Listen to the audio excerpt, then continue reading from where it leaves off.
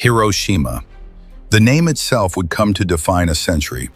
On the morning of August 6, 1945, at 8:15 local time, the world crossed a threshold it could never return from. One aircraft, one bomb, one blinding flash, and in a single, incomprehensible moment, humanity entered the nuclear age, unprepared, untested, and unaware of what it had unleashed. The city below was not a battlefield. It was a living place. Trams rattled along tracks. Children walked to school.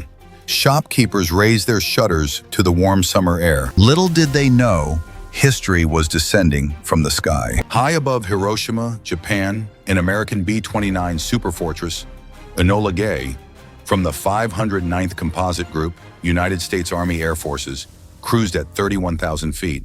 Its target was not a factory, not a military base alone, but a city. What happened next would become legendary and terrifying. By the summer of 1945, the Second World War had raged for nearly 6 years. In Europe, Nazi Germany had surrendered in May. But in the Pacific, the war was far from over. Japan remained defiant.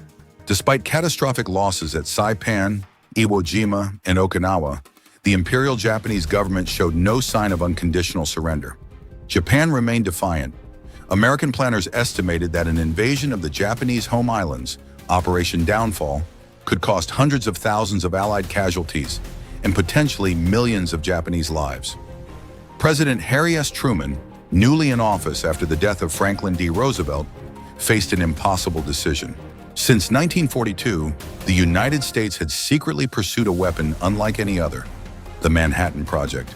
Under the direction of General Leslie Groves and physicist J. Robert Oppenheimer, thousands of scientists and workers labored in places like Los Alamos, Oak Ridge, and Hanford.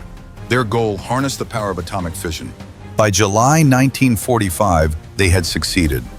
On July 16th, in the New Mexico desert, the Trinity test detonated the world's first nuclear device. The explosion stunned even its creators. One witness described it simply, "Now we are all sons of bitches."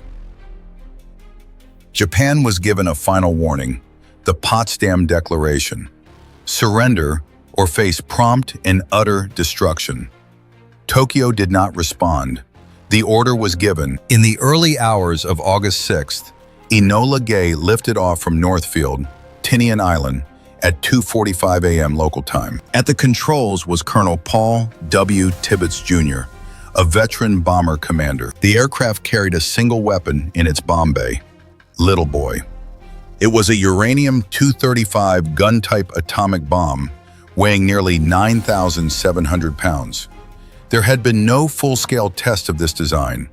The mission itself was the experiment. Accompanying Enola Gay were 2 additional B-29s, the Great Artiste and Necessary Evil, tasked with instrumentation and photography. By 6:30, Japanese radar stations detected incoming aircraft, but only a few. Assuming it was a reconnaissance flight, air raid alarms were lifted. Below, Hiroshima went back to sleep. Hiroshima was a strategic target, a major military logistics hub, headquarters of the 2nd General Army, and home to approximately 350,000 civilians. Yet it had been largely spared from conventional bombing, leaving the city intact and ideal for measuring the bomb's effects. At 7:30, weather reconnaissance confirmed clear skies. The mission was a go. Inside the bomb bay, Little Boy was armed mid-flight by Captain William Deke Parsons, a U.S. Navy ordnance officer. The act carried immense risk. If something went wrong, the aircraft and everyone aboard would cease to exist. Fear gripped the men, though few spoke. At 8:09, the bomb bay doors opened. At 8:17, from 31,060 feet, Little Boy was released. For 43 seconds, the bomb fell silently. Below, people glanced upward, some pointing at the silver aircraft glittering in the sun. Then, a flash brighter than the sun. At 8:15:59, Little Boy detonated 1,900 feet above the city center, near the Ioe Bridge. The explosion released energy equivalent to approximately 15 kilotons of TNT. In less than a second, Temperatures at the hypocenter reached over 4,000 degrees Celsius. Human shadows were burned into stone. Buildings disintegrated. Concrete vaporized. Wood ignited instantly. Within a 1-mile radius, nearly everything was obliterated. The shockwave raced outward at supersonic speed, flattening homes, schools, hospitals, crushing thousands beneath collapsing debris. For 3 brutal seconds, Hiroshima ceased to exist as a city. On board Enola Gay, the crew felt 2 violent shockwaves slam into the aircraft. Tibbets banked hard, pushing the engines to full power. Behind them, a towering mushroom cloud climbed skyward, 40,000 feet high, boiling with fire, ash, and death. None of the men spoke. They had trained for this moment, yet no training could prepare them for what they saw. Below, survivors emerged into a nightmare. Those closest to the blast were simply gone. Others wandered through the ruins, skin hanging in strips, eyes burned blind. Fires erupted everywhere, merging into a massive firestorm that consumed oxygen and suffocated the wounded. The Hiroshima Red Cross Hospital, though damaged, was overwhelmed within minutes. Doctors, many injured themselves, performed amputations without anesthesia. By 1400 hours, communications with Hiroshima had ceased entirely. Tokyo initially believed it was a massive conventional bombing raid. They were wrong. By nightfall, rain began to fall. Thick, black, radioactive rain, coating survivors in ash and fallout. An estimated 70,000 people were dead by the end of the day. Thousands more would follow. Japan's leadership struggled to understand what had happened.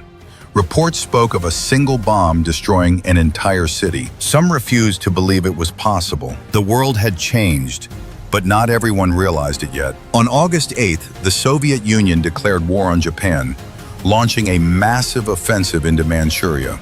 The geopolitical noose tightened. Then, on August 9th, a second atomic bomb, Fat Man, was dropped on Nagasaki. The message was unmistakable. Within Japan's Supreme War Council, debate raged. Hardliners demanded continued resistance. Others saw the truth. There was no defense against this weapon. Emperor Hirohito, breaking centuries of tradition, intervened personally. On August 15, 1945, his voice was broadcast to the nation. Japan would surrender. He spoke of a new and most cruel bomb, and of enduring the unendurable to save future generations. The war was over. The atomic age had begun. In Hiroshima, the final death toll would climb to approximately 140,000 by the end of 1945. Many more suffered lifelong radiation sickness, cancers, and genetic damage. The city was rebuilt, but the scars remained. The skeletal dome of the Hiroshima Prefectural Industrial Promotion Hall was left standing as a memorial. A warning. The men of the 509th Composite Group received commendations, but also carried the weight of history. No medals could measure the cost. The bombing of Hiroshima forced humanity to confront its own capacity for annihilation. It ended a war. It began an era defined by nuclear fear, deterrence, and uneasy peace. A single morning, a single decision, a world forever altered. This was just one of countless untold stories from the Second World War. Subscribe to Witness Earth Network as we continue to bring these forgotten chapters of history back to life.